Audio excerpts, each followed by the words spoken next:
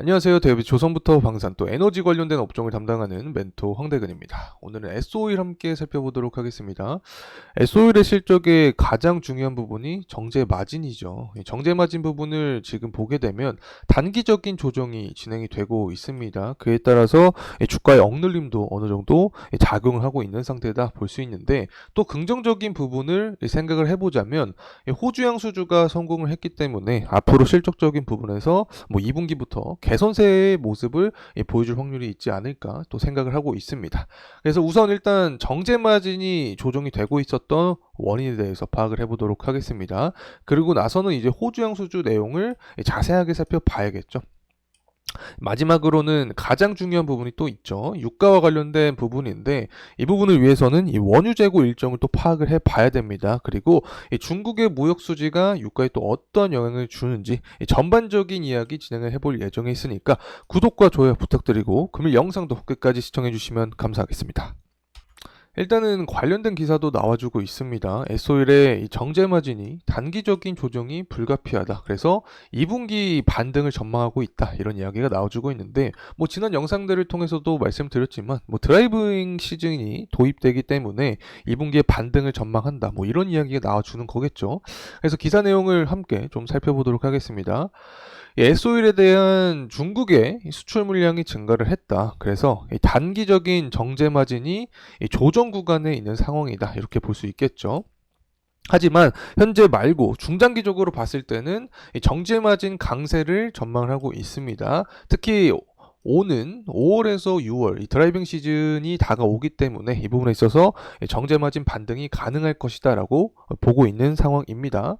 일단 이렇게 단기적으로 정제 마진이 조정을 받고 있는 원인 자체를 파악을 해보면 유가가 급격하게 상승을 했습니다. 그렇기 때문에 가격이 비싸지면서 수요가 위축이 되었다 이렇게 볼 수 있겠고, 중국 내에서 석유 제품의 순수출이 확대가 되었습니다. 또 여기에 더해서 계절적인 요인도 겹치면서 전반적으로 정제 마진이 단기적인 조정세에 들어간 상황이다 이렇게 볼 수 있습니다. 하지만 5월부터 6월까지 계절적인 성수기 진입이 되고, 중국 역시 현재 경기 개선세를 보여주고 있는 상황이기 때문에 정제 마진의 반등이 가능할 전망을 해주고 있다 이렇게 볼 수 있습니다. 그래서 전반적으로 이 석유 수요 전망은 꾸준히 높아질 확률이 높아지고, 이 드라이빙 시즌에 돌입하면서 이 마진이 반등할 가능성이 높다. 그래서 중장기적으로 봤을 때는 아직까지 좋은 흐름세를 이어갈 확률이 높다는 점 요약해서 설명을 드립니다. 그래서 정제 마진을 좀 보게 되면은 5월 들어서 조금 하락한 모습을 보여주고 있습니다. 그래서 앞서서 말씀드렸지만 이 단기적인 조정폭을 보이고 있고, 중장기적으로 봤을 때는 긍정적인 모습을 예상을 하고 있는 상황이다 이렇게 설명을 드립니다. 그리고 이제 단일 판매 공급 계약에 들어가 보겠습니다. 최근에 계약을 했는데 호주양 정유 제품에 대한 공급 계약을 진행을 했고, 이 계약 금액 자체가 거의 9천억 정도로 제가 읽고 있습니다. 이 데이터 자체를. 그래서 계약 기간은 2024년 4월 1일부터 2025년 3월 31일까지로 계약 기간을 진행을 한 상태다 이렇게 볼 수 있는데, 이 규모 자체가 9,134억 이렇게 볼 수 있겠고, 이 작년 매출액의 2.5%에 해당하는 규모라고 파악을 해볼 수 있겠습니다. 어쨌든 앞서서도 확인을 해봤지만 이 단기적으로는 정제 마진 자체가 하락을 했어도 중장기적인 정제 마진은 증가할 확률이 높다. 그리고 호주양 정유 제품에 대한 공급 계약을 수주를 했기 때문에 이 부분도 역시 중장기적인 실적에 강한 개선세를 야기할 수 있지 않을까 보고 있습니다. 자, 그리고 이제 유가적인 측면 함께 살펴보도록 하겠습니다. 어쨌든 결국에 유가가 상승하는 게 이 S오일의 주가 상승을 견인한다. 지난 시간부터 이 데이터를 통해서 확인을 해봤죠. 이 전일 같은 경우에는 유가가 상승한 채로 마무리를 해줬습니다. 특히 미국의 원유 재고가 감소를 해줬고, 중국의 수입이 증가를 했기 때문에 유가가 상승을 했다. 자, 이렇게 표현할 수 있을 것 같은데, 이 원유 재고를 살펴보게 되면 5월 8일 날 예측치보다 실제가 낮은 모습을 보여주었습니다. 자, 여기서 우리가 어떻게 생각을 해볼 수 있냐? 이 재고가 낮아졌으니까 그만큼 사용을 많이 했다.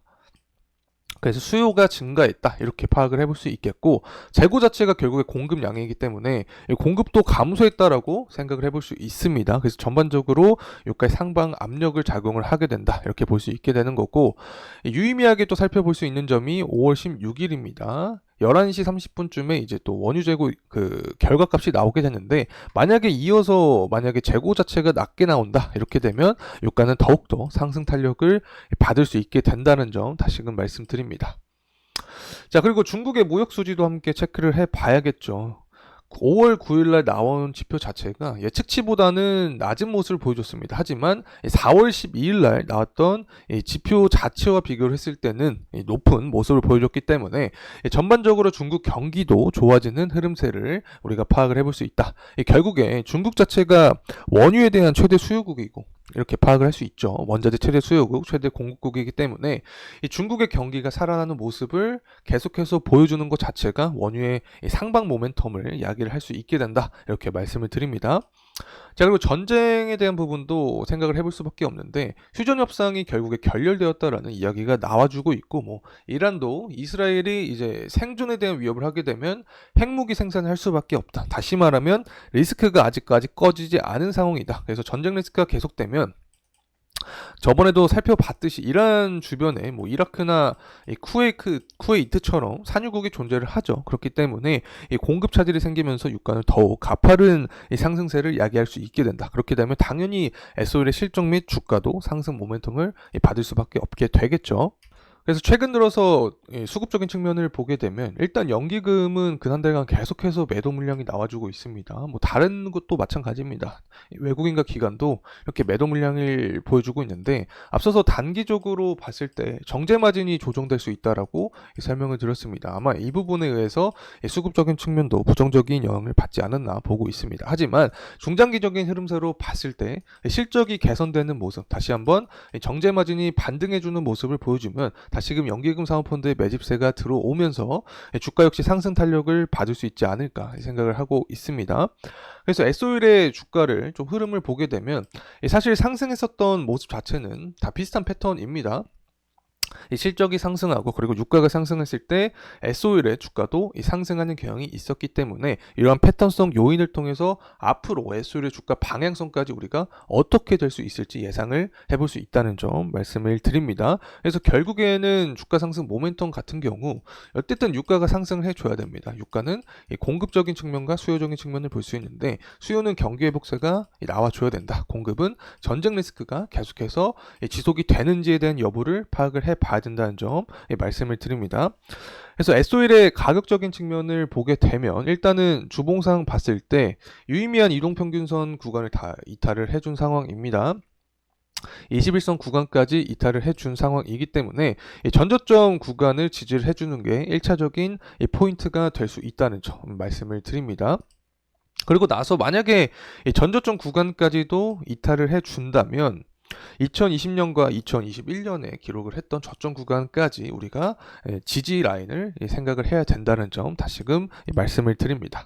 그리고 현재 구간에서 다시 한번 주가 상승 모멘텀이 나와주게 된다라고 하면은 24년에 120선 구간에서 저항이 계속해서 발생이 했기 때문에 120선 구간을 돌파를 해주는 게 가장 큰 포인트가 되지 않을까 생각합니다. 자, 이상으로 에소일에 대한 영상 마무리하도록 하겠습니다. 감사합니다.